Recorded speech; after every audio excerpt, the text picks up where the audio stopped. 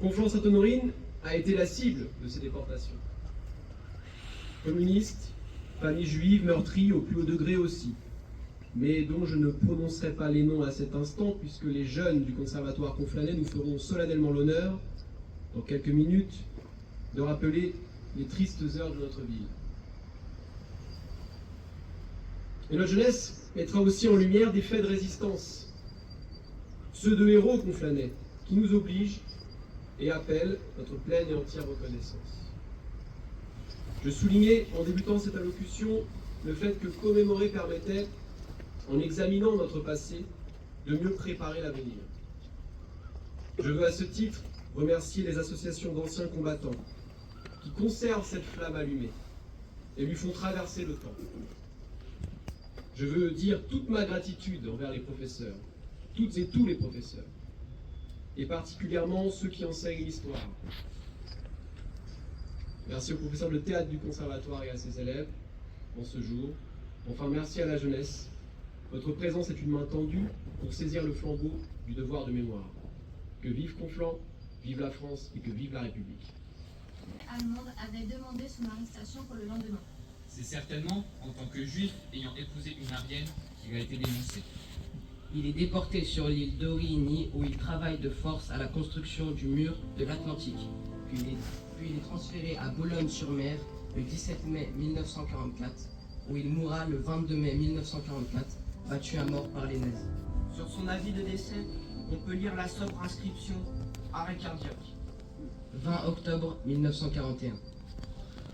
À Conflans-Sainte-Honorine, une dizaine de coureurs cyclistes dans un peloton qui en comptait 40 a chanté l'international durant le Grand Prix de Conflans. 11 janvier 1942.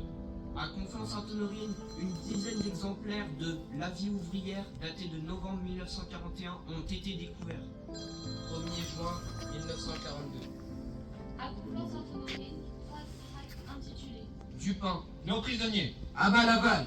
ont été découverts. 15 juillet 1942. À Conflans-Sainte-Honorine, 268 exemplaires d'un tract intitulé 14 juillet 1789, 14 juillet 1942 ont été découverts. 11 septembre 1942.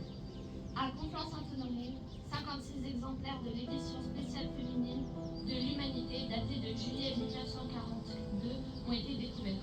12 octobre 1943, 23h10. À Conflans-Sainte-Honorine, un sabotage commis sur la voie ferrée a provoqué le déraillement de la machine et de 25 wagons du train PV 5012 sur la ligne d'Achères à Pontoise. Les deux voies principales sont restées obstruées jusqu'au 16 octobre à 15h30. 11 novembre 1943. À Conflans-Sainte-Honorine, les ouvriers de l'usine LTT ont cessé le travail de 10h45 à midi. Un petit cortège a parcouru la cour intérieure de l'usine en chantant la Marseillaise et l'Internationale.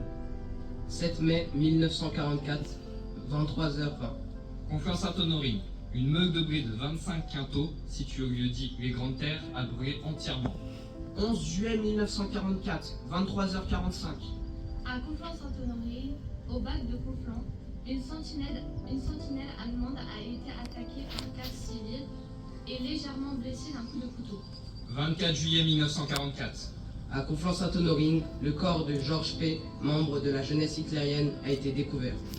25 juillet 1944. 5 membres de la famille Freudenberg sont arrêtés. Israël, 45 ans. Maurice, 20 ans. Henri, 18 ans. Armand, 13 ans. Jacques, 11 ans. Seul Maurice reviendra des camps de la mort. Seul Léon Freudenberg, l'aîné de la fratrie réfractaire au STO, aura échappé à la rafle. Son épouse témoignera à la fin de la guerre. Le 25 juillet 1944, dans la matinée, je me suis rendue chez mes beaux-parents rue de Chenevière, demander des nouvelles de ma belle-sœur que je savais malade. C'est alors que j'ai appris dans la nuit, des hommes civils, se disaient de la Gestapo allemande, étaient venus arrêter mon beau-père et ses 4 frères, et ses 4 fils.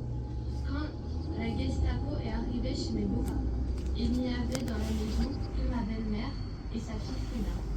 Le reste de la famille se trouvait caché dans une maison située rue de Pierrelet à Conflans.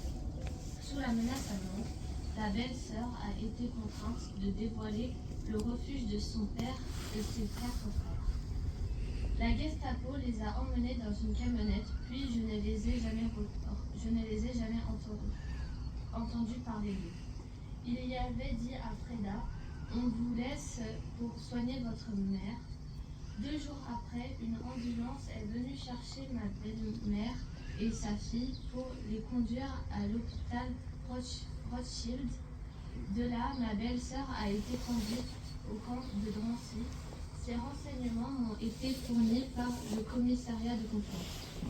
12 août 1944.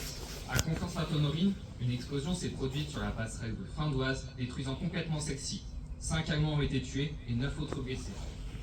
15 octobre 1944.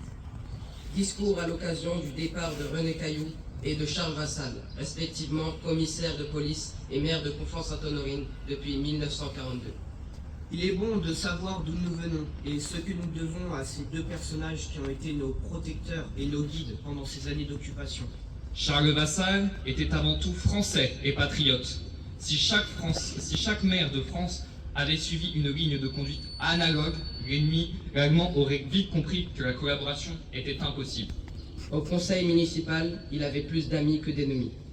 Les personnes qui ont pu approcher M. Vassal savent bien que son unique souci était quel avantage peut en tirer la population.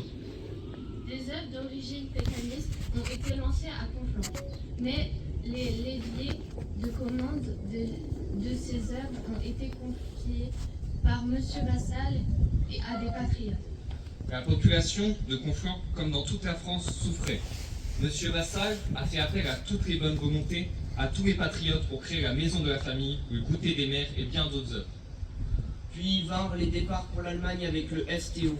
Vous savez, toutes les machinations diaboliques inventées par les Allemands pour transformer les mairies en véritables centres de renseignement et de recrutement. À cette époque, arrive un autre commissaire de police.